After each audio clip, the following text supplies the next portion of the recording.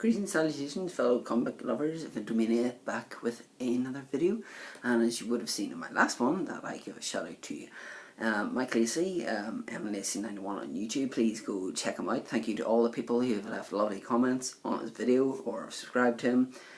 It means a lot, so please go and check him out. So today I'm going to do a review of a book that isn't really a comic, but it is an art book. The Art of He-Man and the Masters of the Universe. You can see it's quite a thick book, 300 odd pages.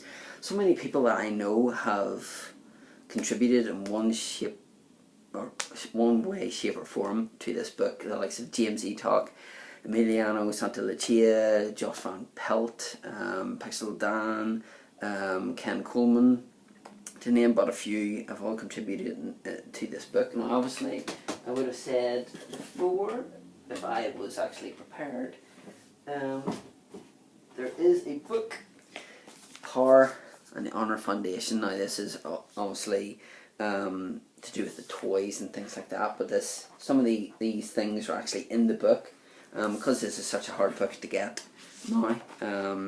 This is just brilliant, like concepts of figures that never came out, such as this dude, the Glob, that was called, but there's so many cool things. Like these were things that were going to get Skeletor to walk on.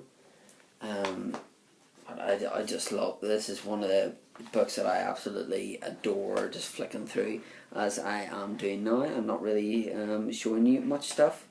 Like here's early design for, I think it would be the Snake Mountain playset, which obviously was a very different things. And then there was this big massive one, was a bit cool, like a big dragon on the top of it and things like that. But yeah, so this is broken down into various parts. Obviously you have like a good couple of, you actually have a foreword by Alan Oppenheimer, who was the voice of Skeletor in the original cartoon. And then you have like different things like to do with early concepts of the figure. Now this is done by like Roger Sweet, a guy I interviewed on Master Universe Chronicles. I'll put a link down below to my podcast that I did, which I'm kind of just bringing back and doing like little bits and pieces for. So that's what He-Man was going to look like originally, and this was what Skeletor was going to look like, called the Demon Man. And obviously with Star Wars being out, it kind of looks a little bit like Chewbacca, was what they said in this. You also have different interviews done by the Power and Honor Foundation guys, which is Emiliano, Josh and James Eatock. You then move on to figures as well. So you have different things, like if you know what who Ram-Man is, that was like early concept art of what he was going to look like, which is very bizarre. You have different things here to do with the toys. Like this is one of Roger Sweet's design for Cyclone. Ooh, it's such an awkward book to hold up. You can see there. Yeah, so then you go on to produce toys, and it shows you like different, it says like the cross-sell packaging. You know, so this is Thunder Punch He-Man and Battle Armor Skeletor. Obviously there was a Battle Armor He-Man as well, which was one of my favourite toys. Thunder Punch He-Man, you put caps in his back and he wound up and he actually made a big bang. There was like unproduced toys, which you have here, like the Fearless Photog, which was like a create a character contest, which actually won, and then it was released later on in the Classics line. And then you have like on the back of them, you have like different art of the figures. You know, like, so this was up on the top of the card, so you obviously could see where the actual kind of a slot for the peg thing is. And obviously you have mini comics as well. And then there's a great section here where there's like stuff that James has worked on to do with the Filmation cartoon. There's actually a really cool thing here I wanted to show you. I could find where it is. So yeah, it shows you like art here, like I don't know if you could see that. So there's like Triclops, He-Man, Evil Lyn. So there's like a voice or an interview with Erica Scheimer, Lee Scheimer's daughter. And then there's like, I love this stuff here, to do with Skeletor and Beastman and He-Man, Teela and Battle Cat. This was from Colossus Awakes. It said Bob Klein had previously worked at Filmation on variety of shows. He came back to freelance briefly in He-Man. His layout out for the episode Colossus Awakes are wonderfully striking, so much so that the entire episode relies on his style of artwork and uses very little stock animation. Yeah, and then you actually get in here as well, you actually get a wee animation cell, which is this, which is pretty sweet. And I'll just put that back in before I lose my place of where it's meant to go. But yeah, there's just so much stuff, like the actual, oh, there was some, where is that? I'm going to show you these ones here. Just flick through these. This is actually from the posters. So obviously, with us fans of the comic book, we love the art. So here we see Roboto, and then here we see like Hordak wearing a cape, and then there's the Rock Lords, one that Stondar and Rock On, not like R-O-C-K, R-O-K-K. Here we have a couple of different ones as well. Oh my lord, will you sit properly? Alright, okay, well we'll go on for another one then. So here we have He-Man on Stridor, and then we've got like Webstar, Buzz Off, and then over here I have Skeletor and He-Man, and is that Mossman? Yep, it is. These are done. Some of these are done by Earl Norm. There's a class one here of I think that's Flying Fist He-Man, and then there's Buzz Off in the slime pit. I actually said that because the slime from the slime pit, because it was a toy, actually ruined so many people's carpets that Mattel actually picked up the tab for damaged carpets. So actually had lost quite a bit of money on that. There was something I was going to show here. Yeah, so just some of the stuff in here. There's actually an interview with Dolph Lundgren, and there's a script. A bit of the script here from the He-Man 1987 movie, and there's a quote here from Skeletor: "You and you there, go to where this other key is, find her, bring it to me, kill the refugees from Eternia and bring me their heads." And somebody's put a note beside here, says "No killing, no heads, eliminate He-Man and his allies." And then there's a thing here that says Skeletor plucks a severed head off one of the poles behind his throne and tosses it in the mouth of Ogor, which swallows the head in one gulp, and there's just a big circle and it says no.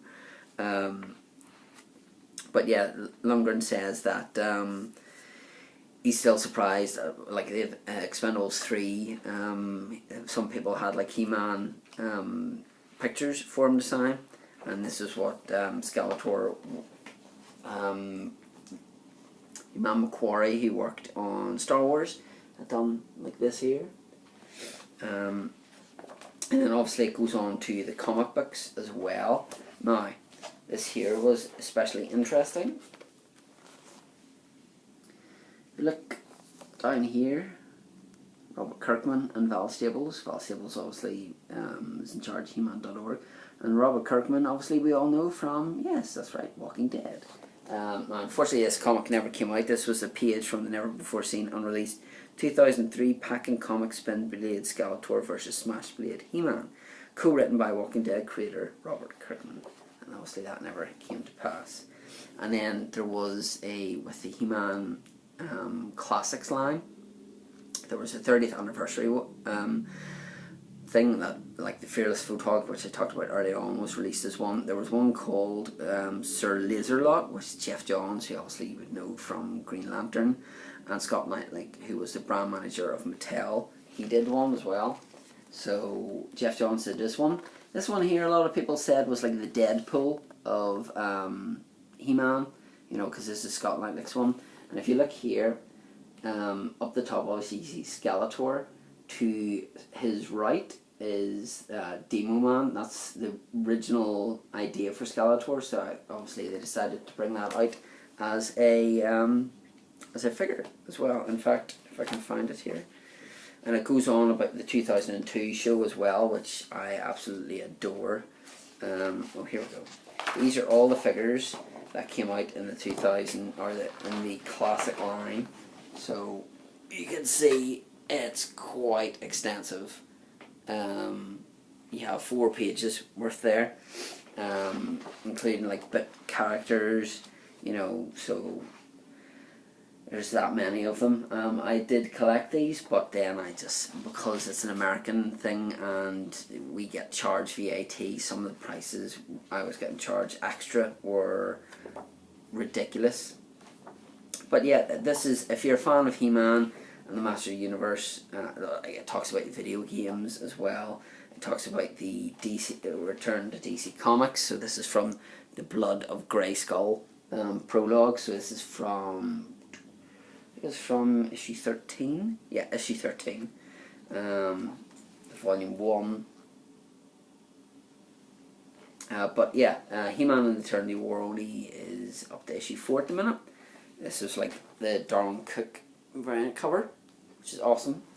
But yeah, if you're a fan of like stuff from your childhood, like I am a huge He-Man fan, and Simon said in his one of his videos to do with the Star Wars celebration, you know, his love for Star Wars never wavered. My love for this, or Star Wars, has never wavered.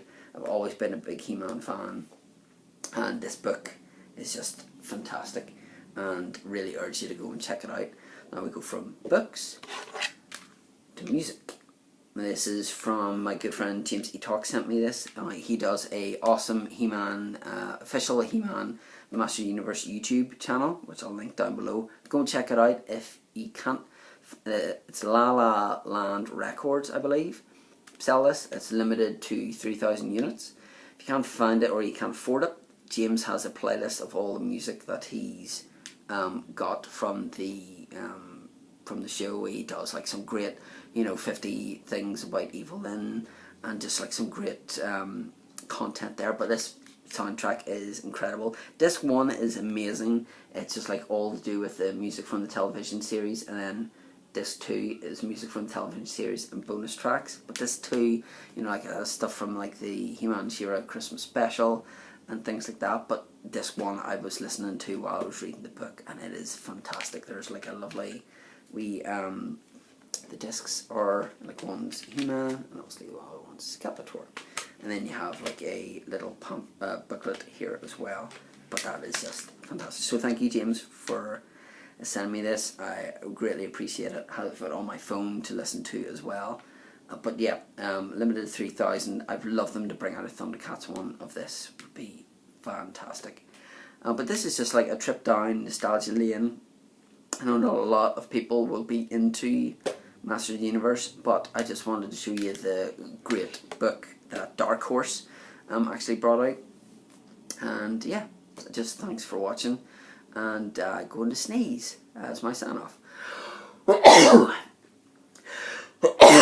Ah, bless my face. So yeah, thank you very much for watching, and I always say until next time, which is always what He-Man or somebody would say at the end of the moral section of the original cartoon. So thank you very much for watching, and until next time.